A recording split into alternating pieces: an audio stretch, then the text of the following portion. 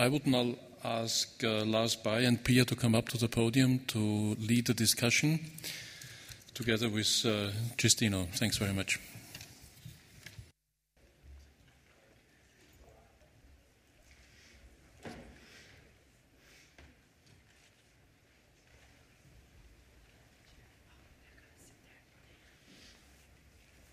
Are we going to sit here?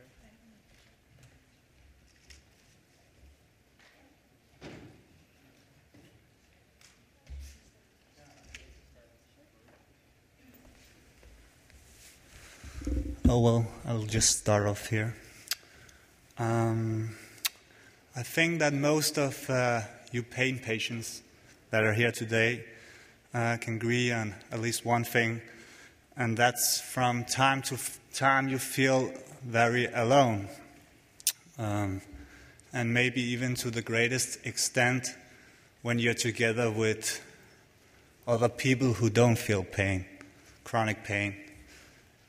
These 3 days, I didn't feel alone here. It's been some great days, and it warms us from facts right into the soul to see that so many people gathered around the same cause, a good cause, to create better quality of life for pain patients. And it's been wonderful to see there have been a consensus among both professional groups and patient groups here today, over the last 3 days. Everyone here agrees that the terms we offer pain patients today is absolutely not okay. The goal is to spread this knowledge and understanding to the rest of the world. The pain treatment that is offered to European citizens is far too random and inadequate. There are small differences in how pain patients around Europe are being treated. Some are badly treated, some are very badly treated, and unfortunately, some are not treated at all. We've been together here for some exciting workshops, and all the reporting here today, it's been interesting as well. It's been a couple of productive and intensive days here on the SIP 2012. I'm sure that when each of us gets home, many more good ideas will come. Generally, across the board, I do sense a will. In Denmark, we have a saying, where there's a will, there's a way. This means where there's a will, there's also an opportunity to do something.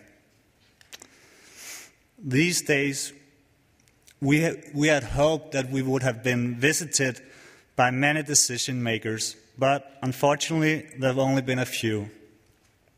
However, I do know that the material will get to them afterwards, and it's my sincere hope that these decision makers really understand the severity of pain patients' situation. And I also hope that they understand the seriousness of a social and economic perspective. The world have become a smaller place. Both the digital media, the economic crisis, and the whole climate global situation has made it clear that we affect and that we are dependent on each other across borders. I believe and hope there is an increasing level of awareness of the need to perceive economic and health problems and solutions globally. The SIP is a good example of how a number of people from many different groups in European countries have gathered for a common goal, namely to develop chronic pain and to get chronic pain recognized as a disease of its own rights and improve conditions of pain treatment. I hope that there are decision makers who have the courage to take care of all these big issues. it is a fact. It's a fact that it demands courage to address something as large and complex. Pain patients are a large and diverse patient group, and there's a real need for differentiation and quantitative as well as qualitative and adequate treatment. It is difficult to see into the future and foresee the consequences and the precise economic benefits of the solutions we are proposing. There must be made in-depth calculations, and there are capable society economics that can do that. But there will also be a lot of unknowns and many, like we spoke about here today, many indirect factors that may be difficult to include in these calculations. We really need to use our common sense and dare to think in long terms. The premise of many decisions today are unfortunately influenced by the requirement for financial gain here and now. We who have gathered here in the past few days have a great responsibility. Each of us must go home and make it clear to our decision makers and the rest of the population that for every dollar that you save on here and now solutions, it will ultimately cost a lot more money. We simply cannot afford to think in short terms. It is very essential that we treat pain patients in time. Thus, early intervention is of the utmost importance. The central nervous system can be permanently damaged, and acute local pain can spread and become chronic if you don't receive the proper treatment. If the pain becomes chronic, it is often not possible to reverse the condition.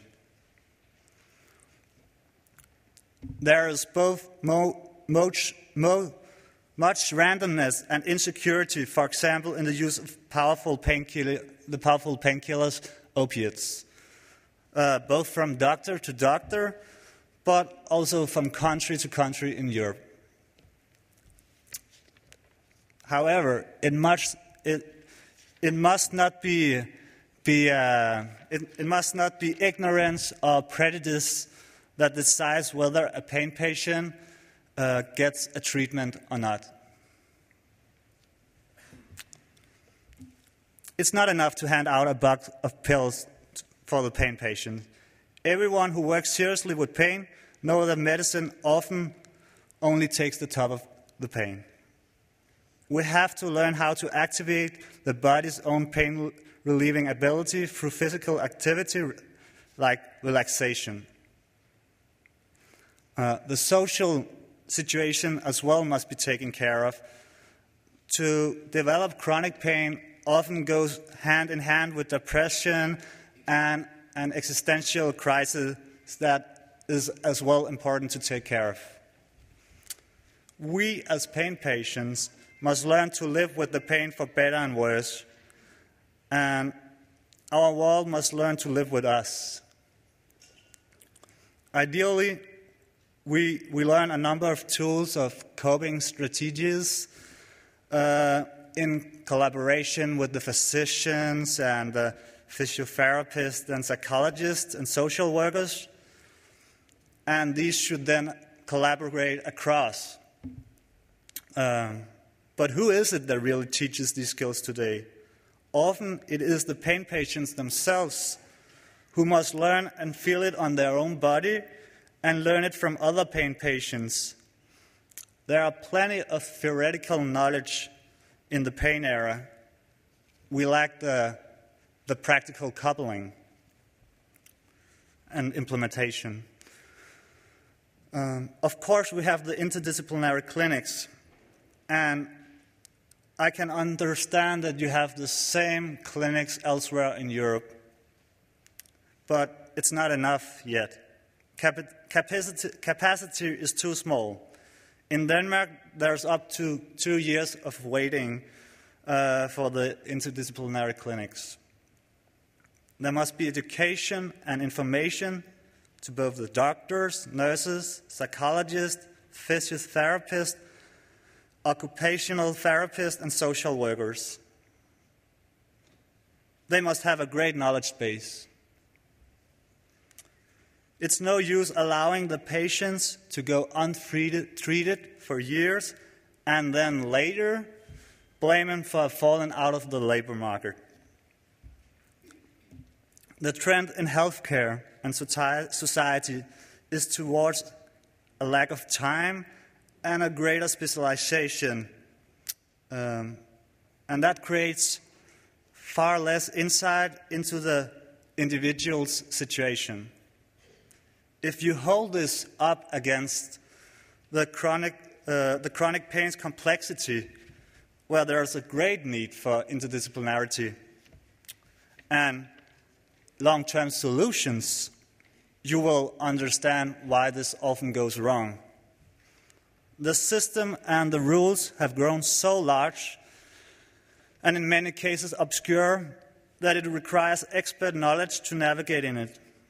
Patients who do not present evident objective physical reasons for their pain often end up being thrown around the health system for years. We have to find new pathways for pain treatment. We need to think on a long-term basis, and we need to think out of the box. Thank you.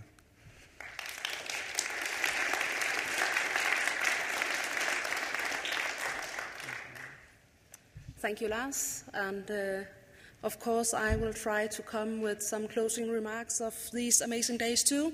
And I will start a little bit where Lars has started. I think we also have to have a little remark about the labor market. We have talked about that. The labor market is a big part of most of people's lives, and it's true for us pain patients. It hurts and it's frustrating to no longer be a part of society, but also it hurts for the society that we no longer contribute or participate. There is a need for inclusiveness of pain patients in the labor market. All over Europe, we experience financial crisis. We cannot afford not to help such large proportion of the population to a better life. We cannot afford all these people to be out of the labor market because society fails to help them. That is why it is so important that together we make a good platform from which we can draw up national action plans. I know that some countries are already on the way. I hope that the Danish symposium turns into a good solid working group here in Denmark that can help to highlight the huge need for national action plans. But more importantly, we in Europe should be united and require tolerable conditions for this large patient group. We must continue to meet and exchange experiences. We must continue to compare developments in different countries. We must challenge each other. This is a platform which social impact of pain offers. We need the EU to create a global agenda, and we must have the same seriousness about the pain area there is today about diabetes and cancer and other diagnoses. There is a need for a change of attitude so that pain in the future are perceived and treated as a separate disorder. Non-malignant pain should be taken seriously, and the pain of which you cannot immediately find a physical basis must also be taken seriously. We must avoid the unproductive, dualistic division between the physical and mental health, where patients end up falling between different specialists. It is neither good for the individual or the society. No matter what, pain has huge personal and socio-economic consequences. The pain area should have top priority in the national healthcare system. There should be guidelines to streamline and rationalize the level of pain management here in Europe. I know that there are a very long way, but I'm hopeful. We will stand united. We will take one step at a time. Pain Alliance Europe has become a reality, and I'm sure that this is what we need. We have to stand together. There are a lot of policy and health issues. A good cause and common sense is unfortunately not enough. It is of utmost importance that we have the right partners, and Pain Alliance Europe should be the right association to help us get the right decision makers in speech. I'm sure that Pain Alliance Europe can handle this job. I wish you great success with the great work. I'm also hopeful because through these last few days, I have witnessed a tremendous cohesion, all professional groups and patients between. It's the same thing we are fighting for, and we must secure a better quality of life for pain patients. Let me conclude by saying thank you to everyone who has helped to make these days so memorable. I would once again thank EFIC and Grünenthal. I would like to emphasize Hans Kress and Norbert van Rooij, who over the past 3 years has helped to put the pain on the agenda through these SIP sessions. Without your endless struggle, we would not be where we are today. I can only hope and pray for that societal impact of pain will be an event that we can look forward to next year. So I, of course, want to thank all the presenters and everyone who has helped to make this huge event.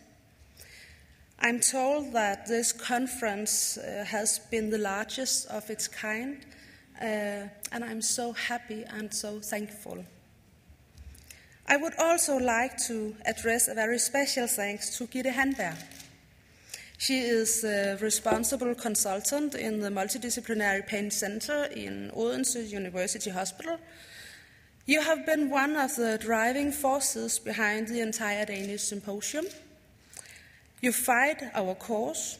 You are fighting with all your might. You do this because you are passionate about the case. You have us pain patients in your heart. You have us up close in your life every day in the pain center. You've seen what pain does to us. Thank you, Gitte. I hope that all the other European countries are so fortunate to have such dedicated people in charge of their work for chronic pain patients. For ultimately, it comes down to the personal commitment to make the difference. And at last, I just will hope that you all will get a safe trip home when we are finished here. And then I will thank you for visiting us here in lovely Copenhagen. It has been a great, great pleasure. Thank you.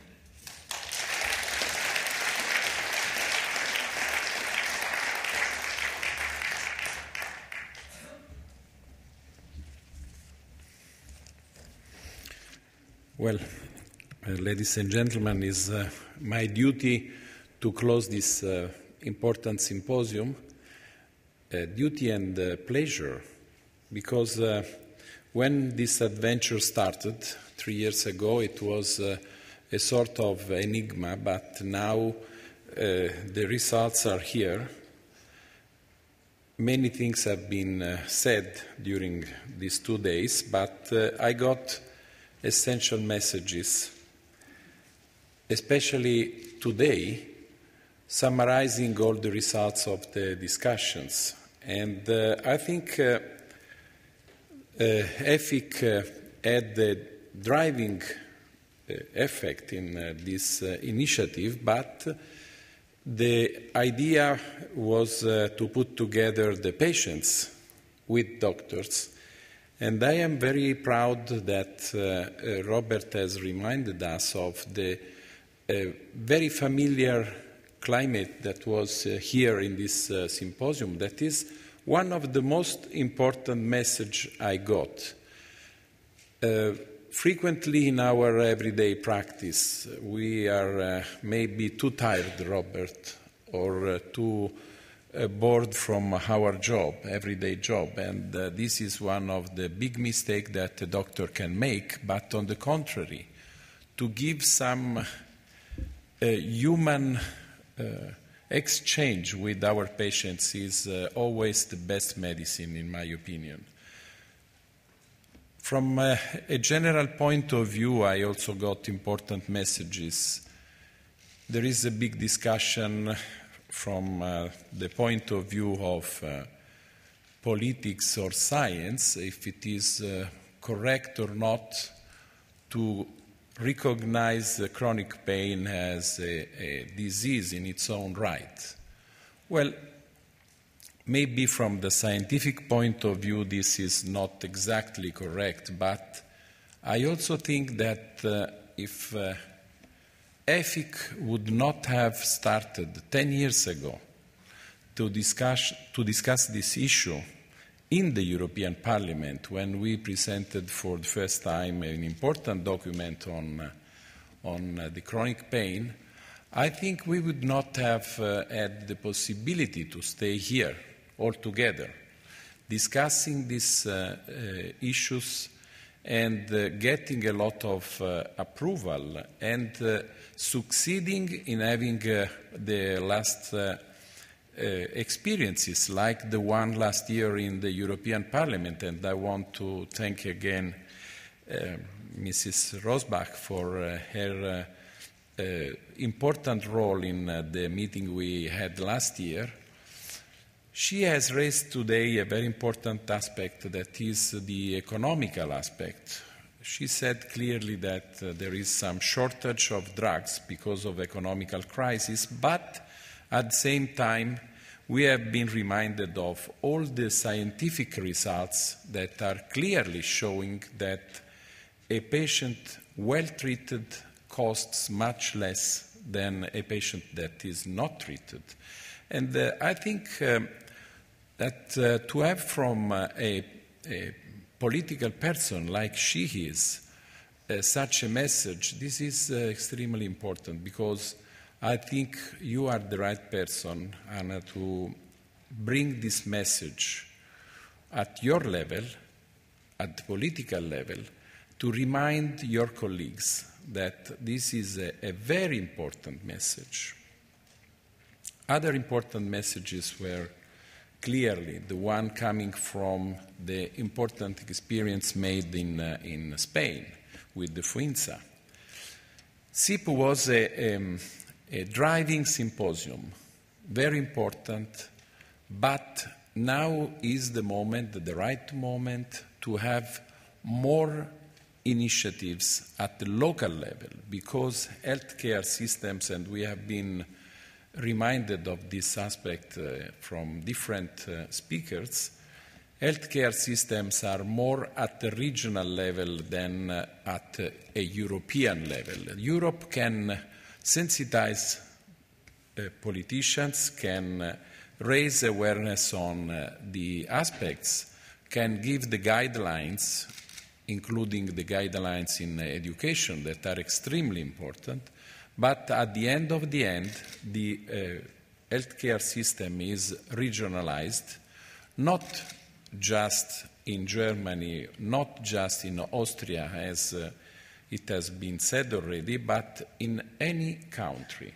And I think this is another important aspect, that has to be kept in mind, because without a local initiative, we will not succeed at the end of the end. So,